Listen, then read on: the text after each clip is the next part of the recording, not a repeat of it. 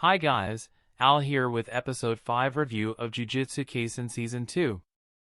At first we see that 1 year after the incidents involving Gojo's confrontation with Fushiguro and rescuing Riko from the Star religious group, Gojo showcases the automated selection aspect of his jujutsu technique to Ghetto and Shoko.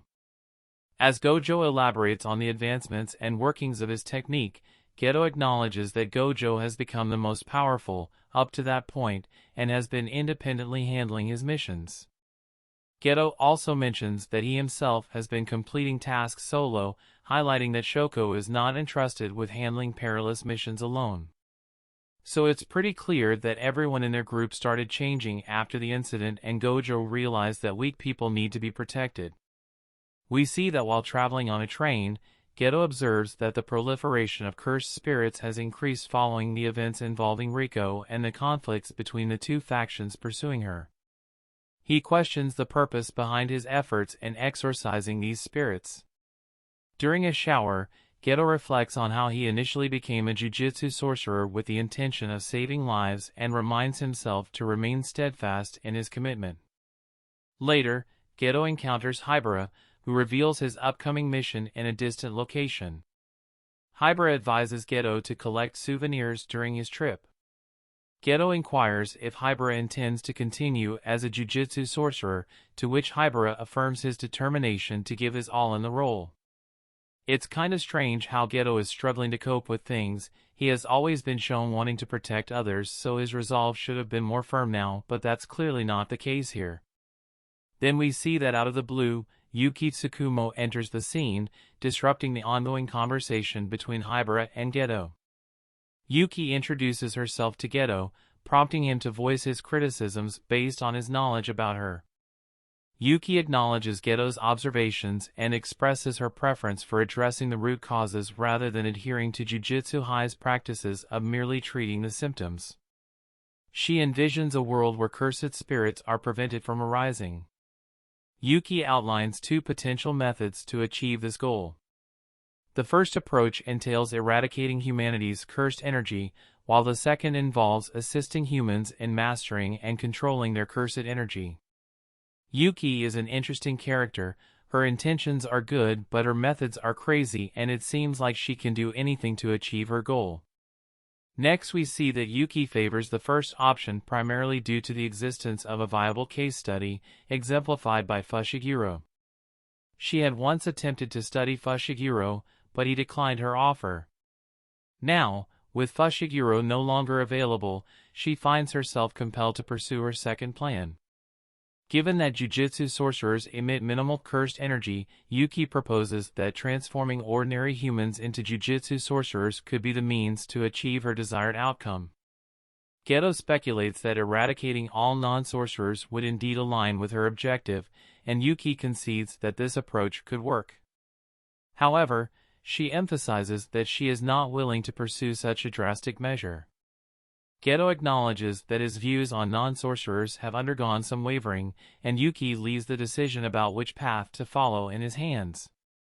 It seemed like Yuki was trying to guide Ghetto and help him out, but for some reason it left a negative effect on him. Moving on, we see Yuki assures Ghetto that he shouldn't be concerned about the star plasma vessel and reassures him that Tengen's condition is stable.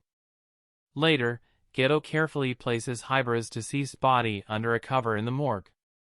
Nanami expresses frustration over the situation, lamenting that things could have been simpler and not ended up this way. Ghetto advises Nanami to take some rest and informs him that Gojo is managing their mission. In his contemplative moments, Ghetto questions whether being a jujutsu sorcerer holds any value if it leads to a grim outcome with numerous comrades' bodies awaiting him at the conclusion of this ordeal. Hibara's death shook Ghetto's morals again and made him reconsider his worldview. By the way, I still think Tengen is a bad guy.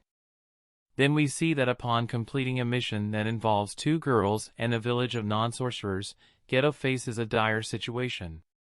He receives a death sentence for allegedly using his curse manipulation technique to kill the non-sorcerers. Mazumichi approaches Gojo and shares the details of the incident, including the claim that Ghetto murdered his own parents. However, despite the accusations, Gojo is unwilling to accept that Ghetto could have committed such heinous acts. It seems like all those pent-up negativity changed Ghetto drastically, and now he hates weak people. Next we see Ghetto encounters Shoko in Shinjuku and openly confesses his crimes, expressing his intention to shape a world exclusively for Jujutsu sorcerers. Shoko contacts Gojo to inform him about her conversation with Ghetto. Afterward, Ghetto departs, and Gojo confronts him to question his motives. Despite Gojo's assertion that his goals are unattainable, Ghetto contends that Gojo could achieve them if he wished. Ghetto remains steadfast in his new path and asserts his determination against any opposition. However, Gojo's attempt to apprehend Ghetto is unsuccessful, leading to inquiries from Masamichi. Meanwhile, Ghetto acquires a location previously owned by the Star religious group, planning to use it to gather resources and curses. He declares his ownership of the organization to both its new and existing members. Despite objections, Ghetto illustrates his ruthlessness by committing a murder. This part nicely shows how one incident led two best friends in two different directions. Gojo changed to be a better person while Ghetto went down the wrong path. Also, Ghetto's hate towards normal people kinda doesn't make sense to me given the fact they had nothing to do with the Rico incident. At the end we see Gojo encounters Megumi and narrates the events surrounding Fushiguro, inquiring whether he is interested in visiting the Zenin clan. Megumi expresses his hesitation due to his stepsister Tsumiki's well-being. Gojo encourages Megumi to strive for strength and assures him that he will handle matters with the Zenin clan independently.